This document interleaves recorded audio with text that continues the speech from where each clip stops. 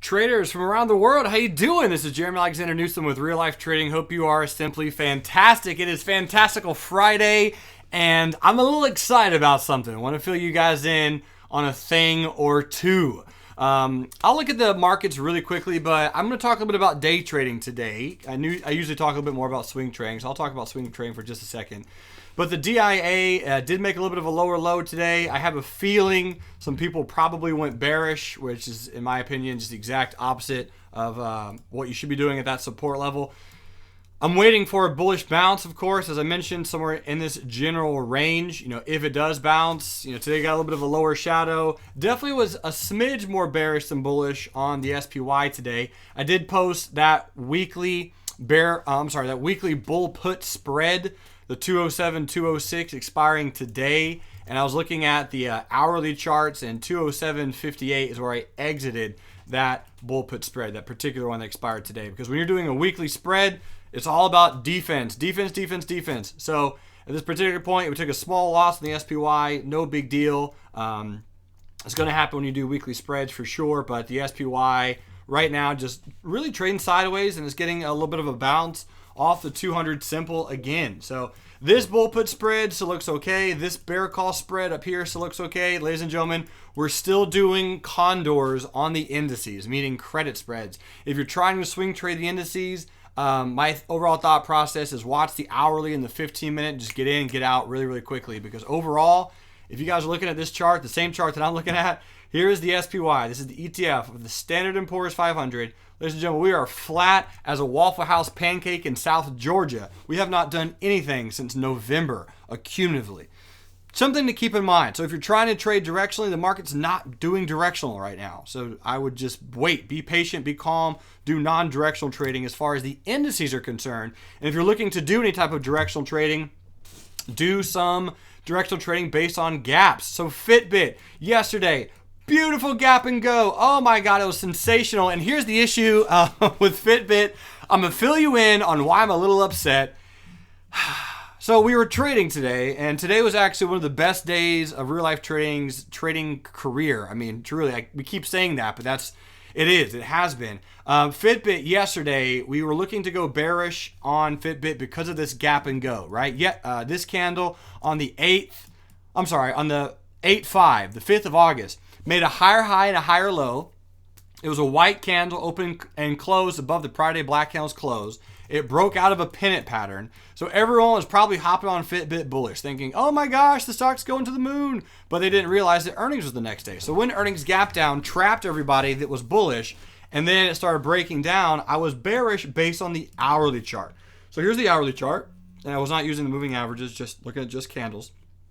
And you can see the 44.42 was the support that I had based on the hourly chart, and it just broke that today. Now, the reason I'm frustrated is because while that was happening, right at 44.42, I put in a limit buy.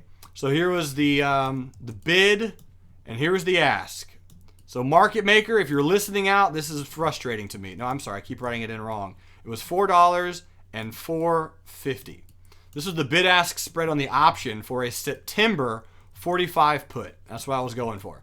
And right there, I put in a limit order for $4.50. So I did a limit order of the ask, and it just never filled.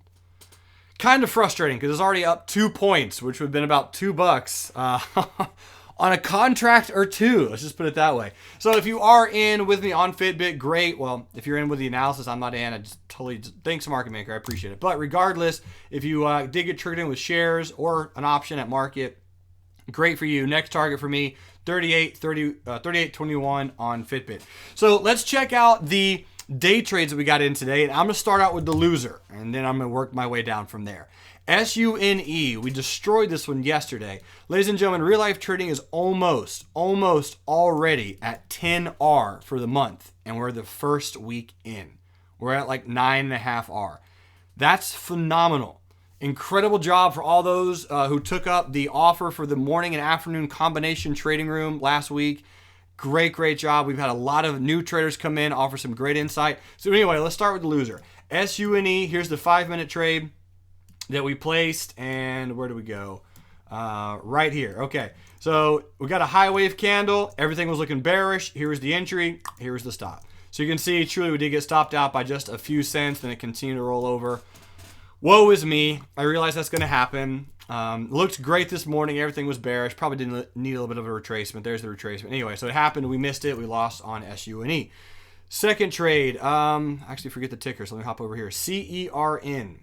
CERN. So here's our CERN trade. This is the daily chart. And Michelle Duffy, props to you. She's the one that called this one out. So the stock was gapping down just a little bit, right? Just a little bit, not much. But it had bearish edge from yesterday.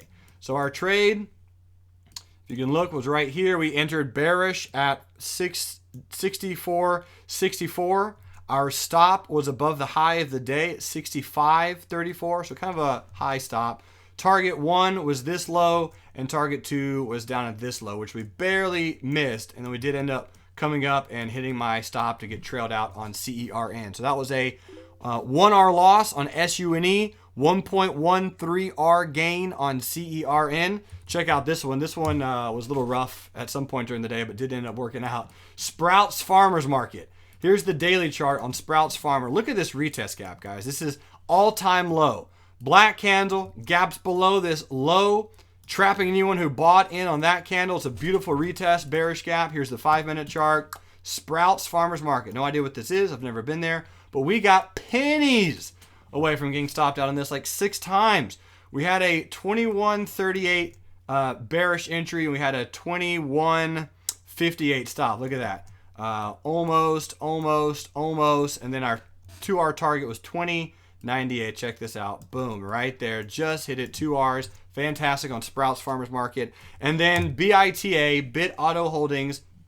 This is the other one that we just absolutely wrecked. 32.71 was our entry.